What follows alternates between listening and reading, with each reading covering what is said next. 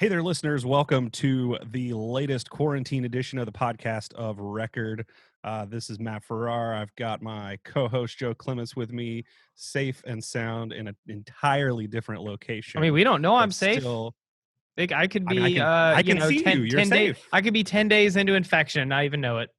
Well, I mean, but you're safe currently. Like, you may not be safe in 4 days. In But theory, if we you're 10 don't days know. into infection and have no It could be symptoms, pre-symptomatic. It's been long enough now that I feel like you would probably know if you had it. But I Yeah, could have gotten agreed. it recently. No, if Joe is anything, Joe is definitely one of those people that is a carrier and transmitted it to others, but had no negative Yeah, impacts. that sounds like me. Yeah. Yeah, that's definitely what would happen there. So, anyways, welcome to the latest edition. Today is Tuesday, April 14th. You'll probably hear this Wednesday or Thursday, but nothing new and exciting has happened in the world of coronavirus. But so many new and exciting things are still happening in the world of marketing and advertising. Like it's falling apart. Like it's falling apart. That is a big portion of it. So we've got some latest news, and then we've got a couple of deep dives and some hot takes for you. So, Joe, we're going to start off talking about an article out of the Wall Street Journal about Facebook ad rates plummeting. And we talked a little bit about this last week, and it's no surprise. A huge portion of advertisers have been basically pushed out of the market because they can't sell the thing that they're primarily selling right now.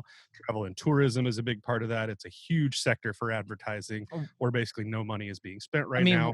So, I mean, Facebook ad rates are the lowest they've been in years at this point. Yeah. What's significant is it cites an agency, Y Promote, who says their ads CPMs are down 15 to 20%. For us, that's been closer to 50 to 60% in a lot of cases.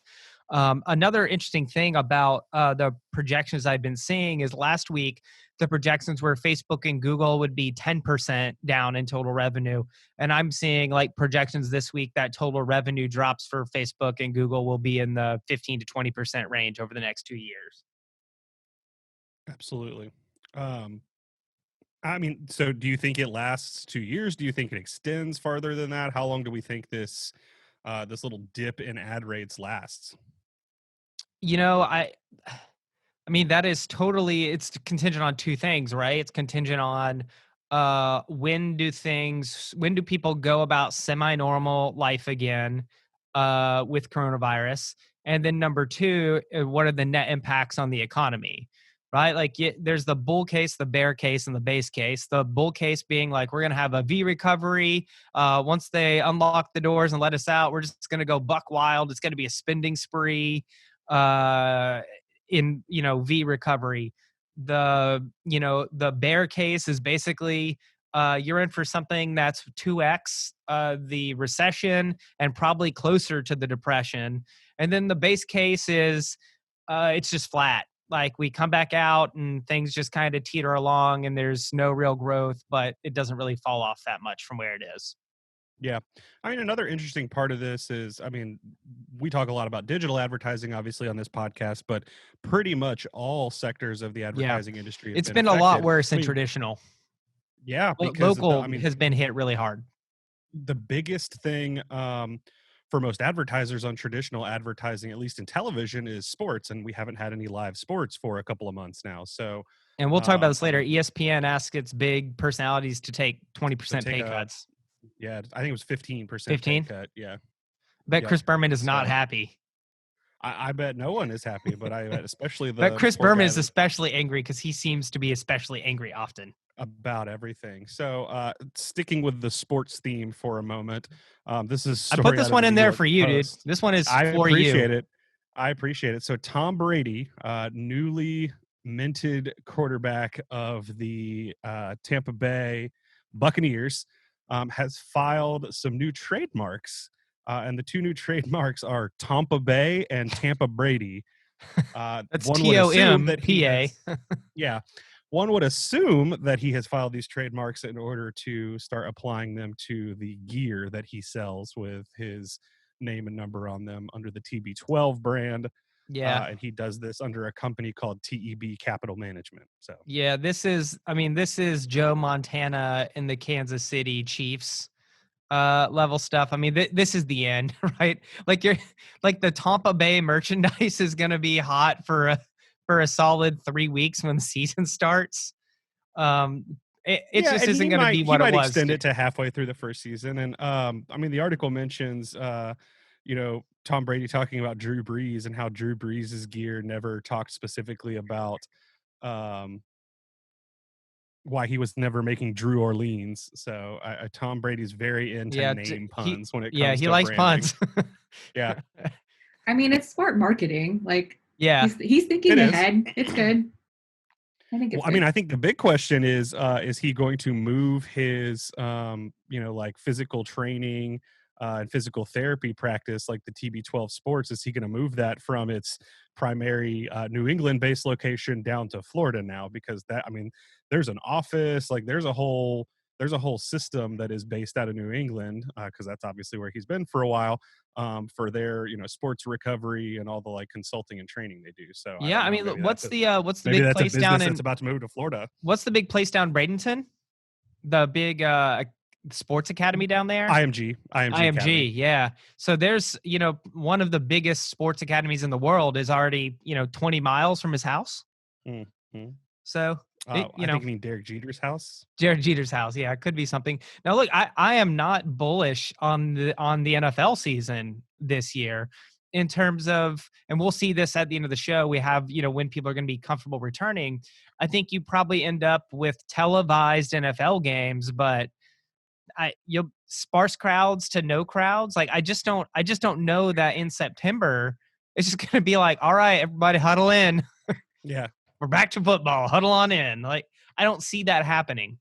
And the NFL's caught some criticism for going ahead with the draft in Las Vegas next week as well. Like they're going full steam ahead on the draft, and the draft is, who knows what that'll look like. There's a related story here in the New York Post that's making me really uncomfortable. The headline is Tom Brady, and this is from just last week. Tom Brady reviews Rob Gronkowski's quote amazing, and we'll just say it's a part of his body. That's I mean, Tom Brady appreciates the male physique. I don't know what your problem is. I don't. But Tom why Brady's is he really into health and it? fitness. He rescues good musculature. Why is he reviewing it? And also, like, when was the last time he saw it? I don't know the answers to this. Well, Rob Gronkowski has not been in the pretty Patriots off locker topic room for over a year. It is not off topic. This line of conversation is what they're airing on ESPN right now, 24/7. Well, then they should just broadcast of record on ESPN. Yeah. I'm totally into it. I mean, look, this actually looks and sounds better than 80% of the stuff I've seen. Like one of the things that's going on right now is you realize in media in Hollywood world, how small percentage of the talent actually have any idea how anything works. Their lighting is bad, their sound is bad. Did you watch SNL this week or see any of the clips? No. I haven't watched it, but I mean, that's not something they normally have to worry about. Yeah. Why would they know that? It's just kind of watching live PD was funny this weekend because like all the three hosts are just doing it from their house. So like Dan Abrams, the ABC guy who's like the main host, he's in this like nice area on the second floor of his New York apartment or whatever, and then Tom Morris Jr. is in like a fairly little nice like living room area of his house, and then the third guy, Sean Sticks Larkin, who's a Tulsa PD cop, who's the third host, is literally just in his garage. Like there is a case of Miracle Grow on the shelf behind. So, I mean, Nipa, Matt, I think this is important. There is a dichotomy here. So, Nipa, you said, well, they don't have to know that, but you have a whole side of the entertainment world in podcasting and on YouTube of people who have been producing high quality, good audio, good video content for a decade now on, very lean budgets. So it's true they don't have to, but you also have this whole other side of the media world that's actually really well prepared for something like this. And one of the things I think you could start to see is an inversion. If you take away the production quality from your standard, TV show, or you take it away from the news, you really start to even up the level with what's being done at the, crowd level or the citizen level. Yeah, I wonder how much that'll even out like other new sources of talent that come out of this. I think that'll be interesting to see. Yeah, that's interesting. Yeah. Because one of the things I think Hollywood's about 4 weeks away from being very anti-quarantine, because you're going to have people that start to lose gigs and lose paychecks over stuff. And my guess is Hollywood celebrities are maybe a little bit like professional athletes where they're living large for a time period and they may not have more than a couple months in the bank. You know, your Yeah. George Clooney's obviously going to be fine. Your Brad Pitts are going to be fine. But is like your average, SNL cast member going to be okay? Yeah, it'll be Interesting interesting to thing see about in a few weeks. Yeah. Interesting thing about Hollywood too is, I mean, all of the supporting jobs there, all of the crew jobs, are essentially union jobs. So, at what point do they rebel when, let's say, a star wants to get back to work because they're ready for that next $1 million payday to come in, so they can, make their $15,000 a month mortgage payment or whatever it is. But the union crew um, refuses to go back to work. Yeah, I So, mean, I I mean, think I think even the staff probably get hammered sooner on stuff like that, yeah. Matt. So maybe you have a little bit of that right now, but in a month, like, I think even that reticence goes away. Um, Well, so it's an interesting model because a lot of the crew work like, yes, they're part of unions, but they work short periods of time and they're used to having long hiatuses. And so Mhm. it they might be okay with just a couple months, 2 or 3 months. They might have planned for that already because they Right. already planned for it to begin with because they know that hiatus comes. oh, interesting. What part of the production process would this be for most TV shows in like March and April? Would this be kind of at the end when they had already worked a full season anyway, or They've probably would done a lot of the season if you're talking about like broadcast. So the models change so much because we have Netflix and Hulu and Amazon Prime doing their original stuff. And even on So, networks, like there's a completely random start schedule now, right? Like you have early fall shows that premiere, you have late fall shows that premiere, and then same in the spring. but in general, the summer tends to be pretty quiet. It's the Mhm. springtime. Springtime can be a good time to have new content, but summer is usually pretty slow. yeah. So if they can last up until then, they'll probably be okay. So you probably in Hollywood, you caught some people going into the slow period anyway. So it wasn't like this happened in October, November, which would have been, towards the start to middle of the peak production period. I mean, I think it's still going to impact people. Uh, I think people are still going to struggle. It's not like they're getting paid a ton of money to be on these crews. Yeah. So, Well, and there's going to be some trickle down effects because I mean, you're going to have, stars of shows who now have had their movie premieres delayed and they're contractually obligated to do the tour for when that premiere comes out and go sit on, every media outlet from here to, Cancun. Um, so, I mean, I just think there's going to be some trickle down stuff that we probably aren't even seeing or are aware of yet that makes it just well, as much of a cluster as everything else. and people are trying different things. I mean, a lot of the big studios Hmm. have postponed their box office releases for this Yep. time, but then you see the new Trolls movie. They released it on Amazon for rent only, 48 hours, but for rent for $20, which is less than Mhm. you would pay for a family to go see it at a To movie go see it at the theater. Yeah. theater. Interesting. Yeah. But I have so many people who are like, no, that's too much for rent. I saw they spent like $40 million in advertising in March for that. It was the only movie that was advertising over that time period. Yeah, I think they were really pushing this $20 rental fee, which, for me, like I would do it because I know where that money's going. I know it's paying for this entire crew and staff that made this enormous movie that probably isn't going to make as much as they anticipated at all. And so I feel okay about it, but I know a lot of people don't. Yeah, it's just my, Justin this is Timberlake my definitely got paid already. this is my thing on restaurants, right? The mistake you make when you look at the face of a restaurant is that a restaurant sells food and they could be fine just doing takeout, pickup. The problem is a restaurant sells a set of experiences that are closely linked to being inside of the restaurant. In the same way, Hollywood, when you think about a theatrical film, sells an experience that is closely linked to being inside of the theater. So Yeah. that's interesting to me because there's been an argument for a long time that you have better quality tech at home, your TV's probably Yeah. better, your sound quality is probably better at this point than most of the theaters in the country, but people are still attached to that idea, which I find Yeah. interesting. I mean, it's the social experience of it. You're gonna go to this place and you're gonna get some food and you're gonna sit in this chair and they're gonna show you previews. I think that's part of the value proposition. And Matt, like what's the pressures that go along with it, right? Like you shouldn't look at your phone, right? Like you shouldn't yeah, be distracted. Like the experience actually lends itself to a more engrossed viewing of the film. Matt, what do you got next in the news lineup?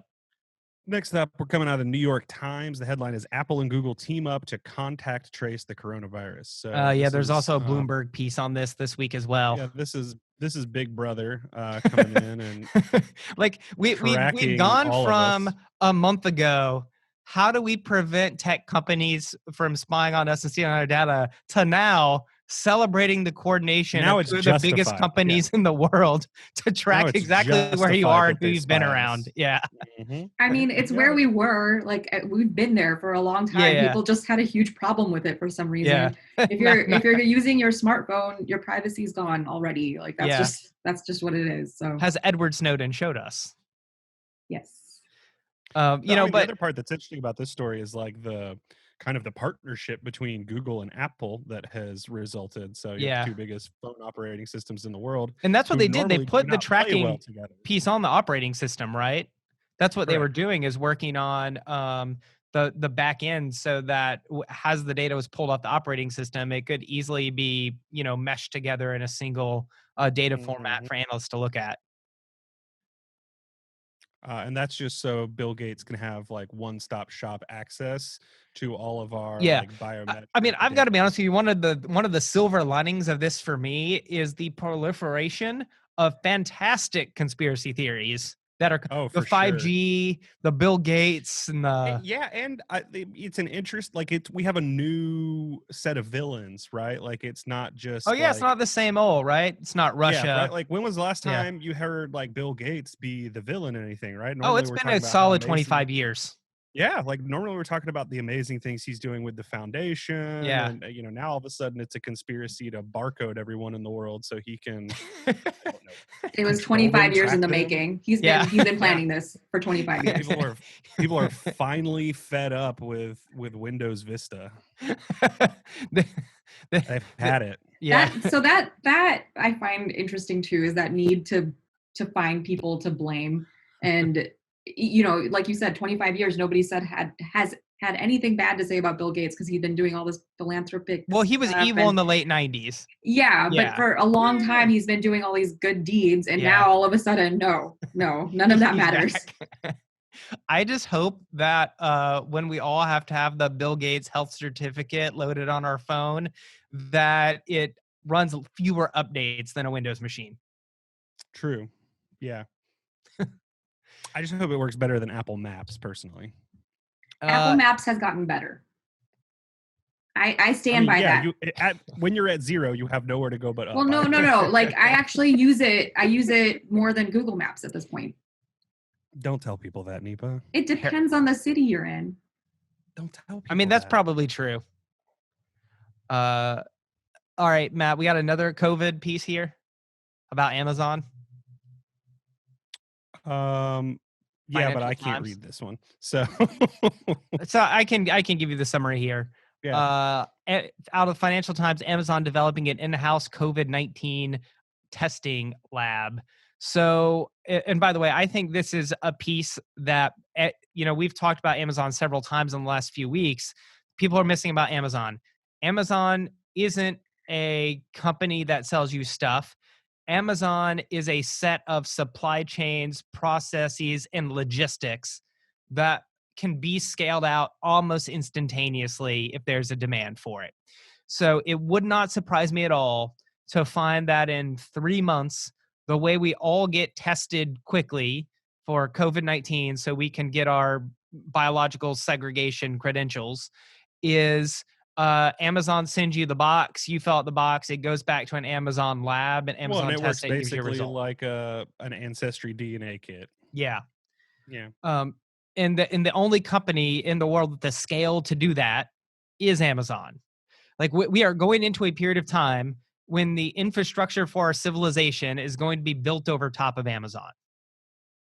I'm curious how they're going to deal with user error on that, because administering these tests on yourself is apparently very difficult. Yeah. So it depends, right? The original one where you had to get the what's called like nasopharyngeal swab, where you got to like shove it all the way to the Yeah. back of the throat, and that makes you like cough or sneeze. That one certainly would be. The newest one that has come out for the rapid 15-minute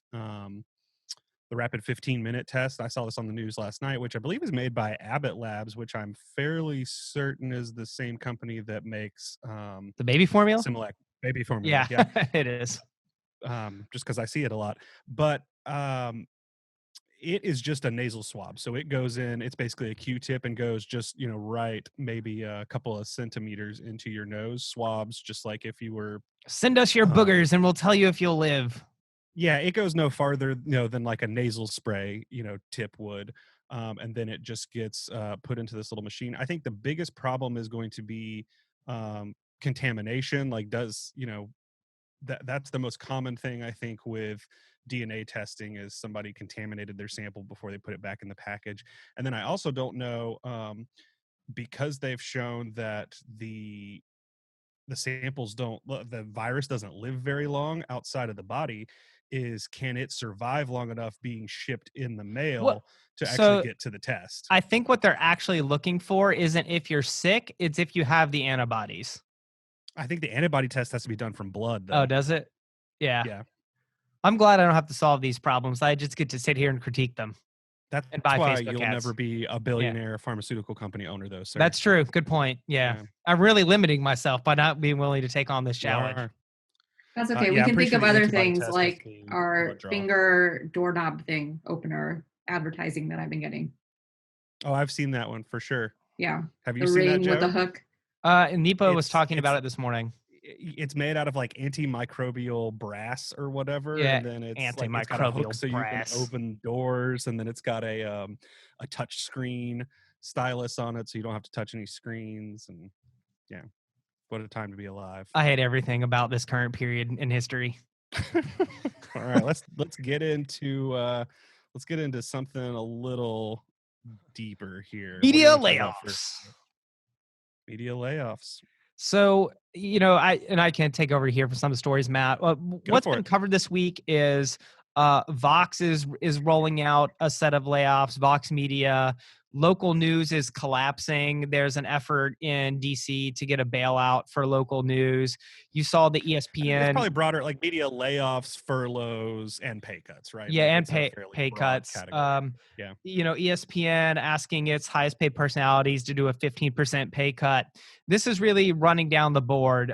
Newspapers are going from 7-day a week to 3-day a week and 2-day a week delivery.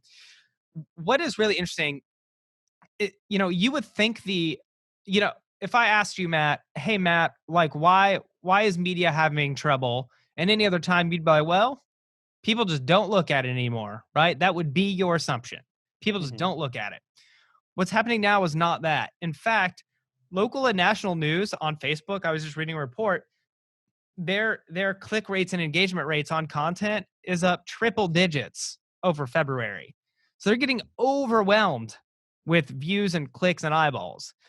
Their problem is twofold. One is the advertisers have backed out, but two is Google specifically has made it almost impossible for them to monetize any of that because Yeah. Google's brand safety is saying anything COVID-19 outbreak related, you can't advertise against it. So they're treating it the same way as guns and pornography and drugs. Well, on that first result, like the advertisers not spending as much, I think it's also a result of the model that a lot of media outlets moved to a few years ago to like at least fully or partially paywall their content, right? So part of the issue here is the breakdown of media outlets, whether video, whether paper, however you want to categorize them. They used to be completely supported by advertising revenues. So when they ceased to be able to fund their entire budgets through ad revenues and had to go to this like paywall model or just focus, on subscriptions for people that were outside of the subscription zone for where getting a daily paper delivered to your house was normal. If you lived in New York City, right, you were getting the New York Times, but now, if you live in Dallas, you might be getting the New York Times. Yeah. Part of the problem there is most of the media outlets have been socially pressured into releasing all of their coronavirus content outside of the paywall, right? You shouldn't be hiding news about this virus from people Yeah, behind interesting. paywalls. So most of them have been pressured into doing that. So the single thing that is generating the increased traffic for them right now is the only thing in the company they can't make money on. Yeah. But I think this points to a larger thing that's going on, which is going to have longer term impacts, which is a consolidation of marketplaces in general. So Mhm. you're going to see a consolidation of media right now. That's pretty clearly going to happen in a space that has already been very consolidated for some period of time. Sure. But you're going to see this just to the nines in retail right now. I mean, think about what we have right now with retail, which is the boutique store, local store has to be closed, but Target is allowed to be open because it's essential, or Costco is allowed to be open because it's essential. So you're basically setting up this precedent where you're going to put enormous pressure on small and independent retailers. While I mean, literally, I think one of the objectives of the big retailers right now is to try and hide the smiles at how much money is coming in currently. Now, they might face Mhm. pressure in the next month or so as employees start to get sick and if supply chains start to come into trouble. But if you made me bet, I would bet that March 2020 is a banner year for major retailers. That across the board, banner month, that they all had their best month in history in March. Yeah, I think that's fair as long as they weren't, critically dependent on in-person revenue. What do you think? Well, I mean, even grocery stores, Costco, those were all doing in-person business. So yeah, they're not losing out. They've Yeah. gained. Oh, yeah, yeah, yeah. I agree What? with that. No, I'm talking about like the gaps of the world, right? Who have been doing probably They're curtains. Like if you yeah, did you they're see? having a Yeah, significant amount of online transactions, but like their stores are, yeah. probably not coming back from this. Any mall store, I think, is probably done coming out Mhm. of this. I mean, Well, malls were already, yeah, struggling to yeah, say the struggling. I least. don't think this is gonna help it. Matt, what uh and Nipa, answer this as well. Thoughts on play this out 2 years, and that consolidation is going to be in restaurants. It's going to be in hotels. It's going to. What do marketplaces look like in 2 years once all this is cleared through? Is it better for consumers? Is it worse for consumers? Is it better for marketers? Is it worse for marketers? I mean, I think our options are just going to get reduced significantly. I think it's going to end up being worse for consumers only because we're going to have less options. Mhm. Yeah, everything will be Amazon, Walmart, Target, Costco. Yeah, and you're not going to have, or even like thinking about restaurants, like you're not going to have local options as much. You're going to have chains Yeah. or like big franchises rather than the small mom and pop restaurant down the street. Yeah. And then I think from an advertising perspective, it probably again causes consolidating in that industry as well. Because what should happen if you have that consolidation in the market is the agencies or firms that rep those survivors will end up getting the lion's share of any of the ad revenues being spent. Mhm.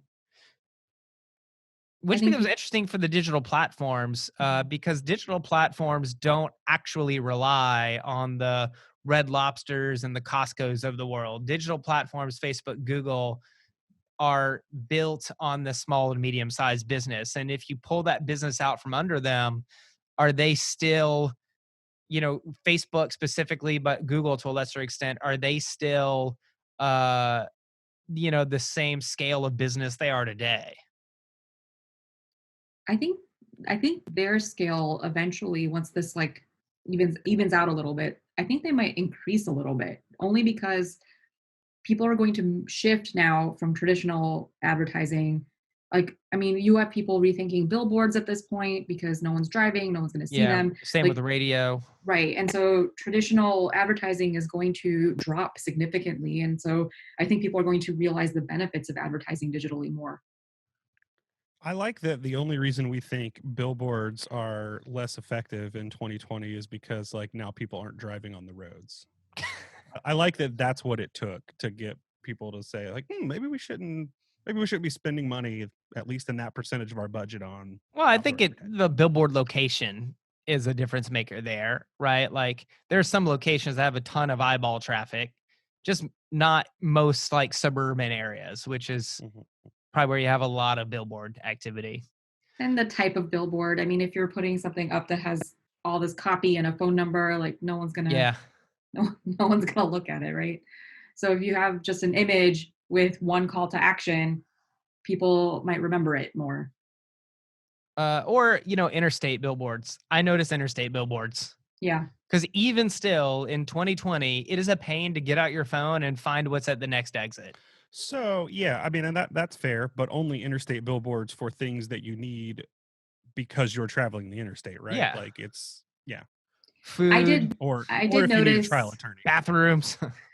I did Or Horses. notice vasectomy in Florida. they did really cool billboards in LA for movies, Yeah. movie releases. Yeah. So And that makes sense. yeah. So, last thing today is a poll out of Morning Consult, which is consumers' timeline expectations versus their comfort level. And so this chart has it shows what percentage of consumers expect to be able to do an activity and when they would feel comfortable doing that activity. So the good news is for restaurants, most people, 50% think that in the next 3 months, they will not only be able to eat at a restaurant, they will be comfortable eating at a restaurant, with about 20% of those thinking that they'll be able to do it in the next 2 months. Where things start to get sketchy, so talking about Hollywood, is the movies. Basically, nobody expects to be able to go to a movie in the next 3 months. And fully a quarter of the people don't think they'll go to a movie for more than 6 months from now. Traveling abroad is a big one too. Yeah, traveling abroad, going to a concert, going to a museum. So almost all of these big group activities are getting hammered. Going to an amusement park, about a third of people say they won't be comfortable doing it for 6 months at least. Mm-hmm. So I think what you see here is a dilemma Did they for break out domestic travel and international travel separately? No, just traveling abroad. Okay. well, they have going on vacation, Matt. Yeah, I guess that would be but separate. that's Could mean but could that's mean not necessarily anything. what I'm. Yeah, I mean that's what I'm kind of looking for. Like, I mean, I think that I will probably be ready to take a business trip via air. In let's say 3 months. I probably am not interested in taking an international flight for 6 to 9 months. Yeah. Well, because you don't know if And I you'll would, get locked out of the country or not. well, true, yeah, but I mean, just even from like a comfort level of being on the plane.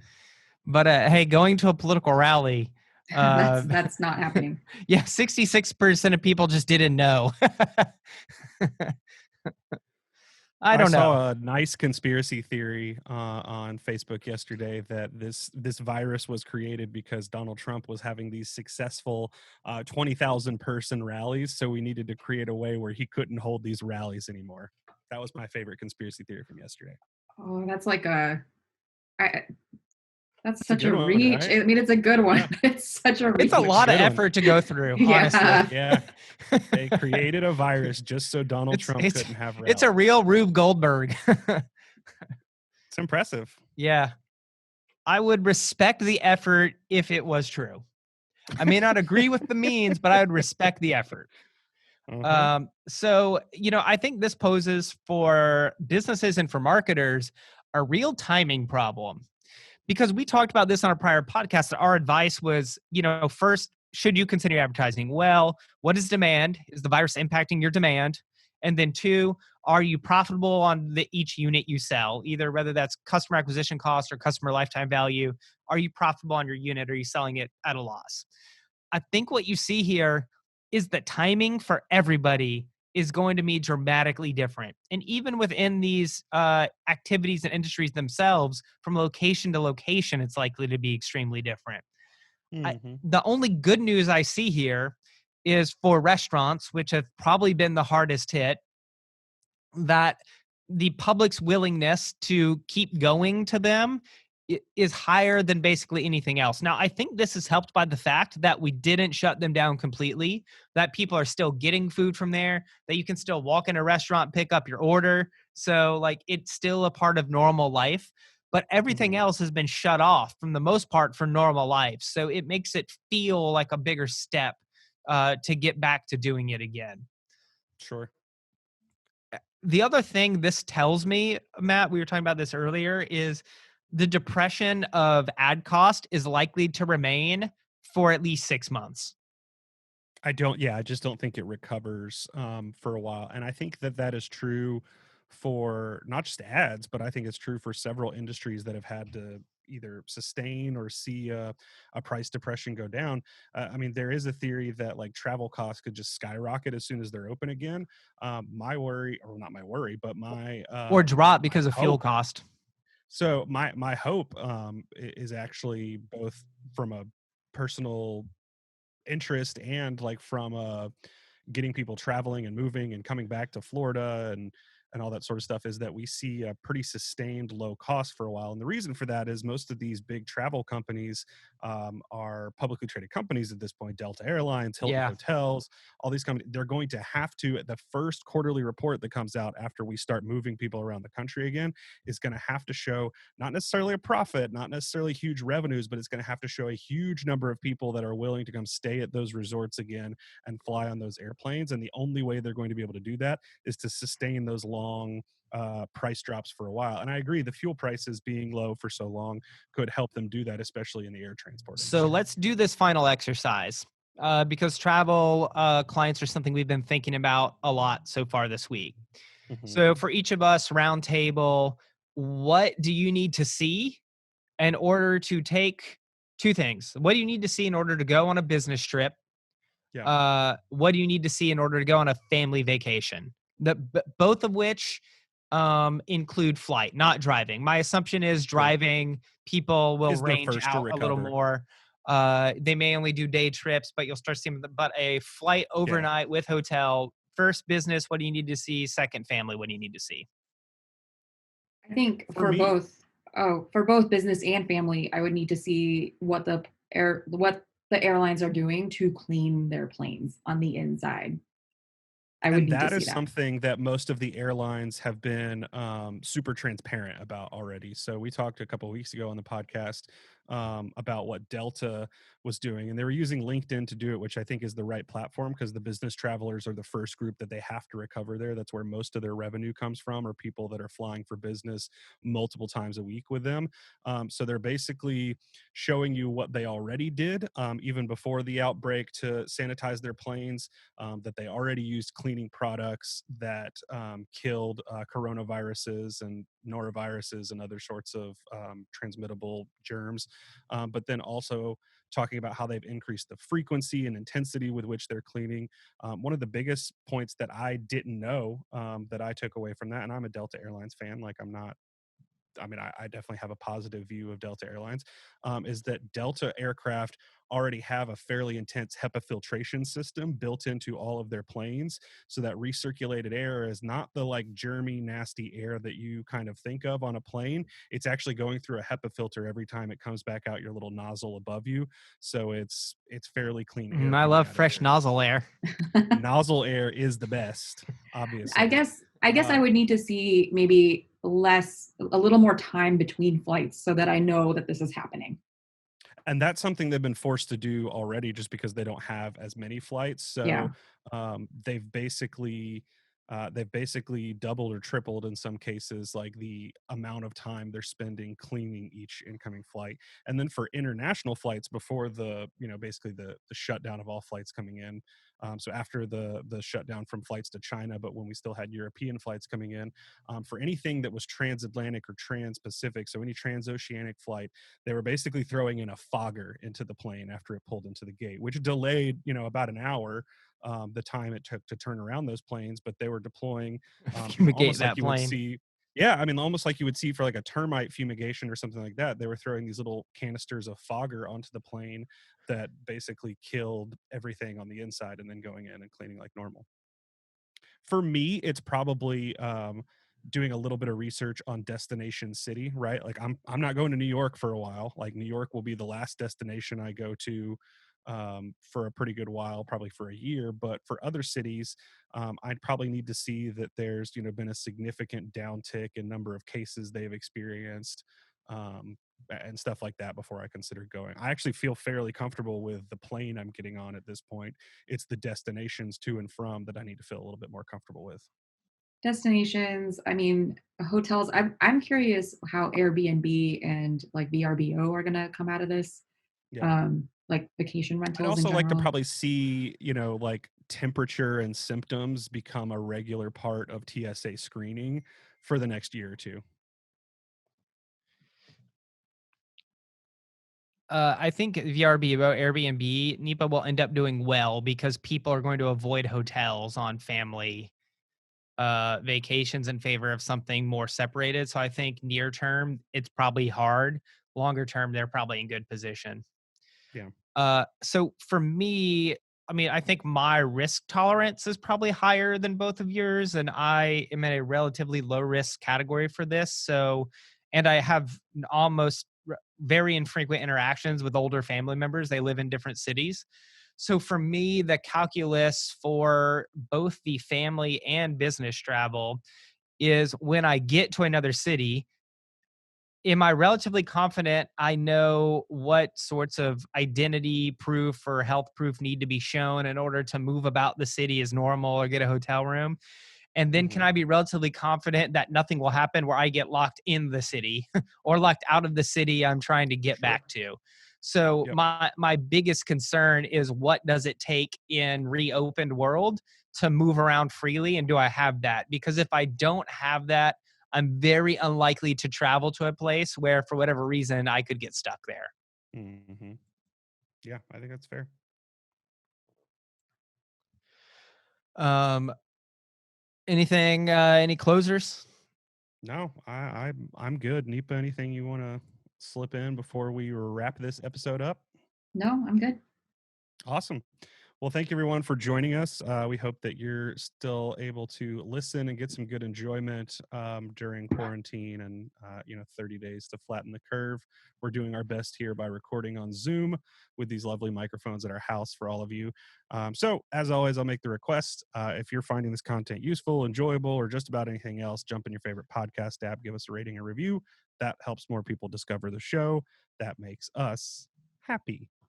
So, we will see you next week with the latest in news and hot cultural takes from Joe himself. We appreciate you joining us. Talk to you next time.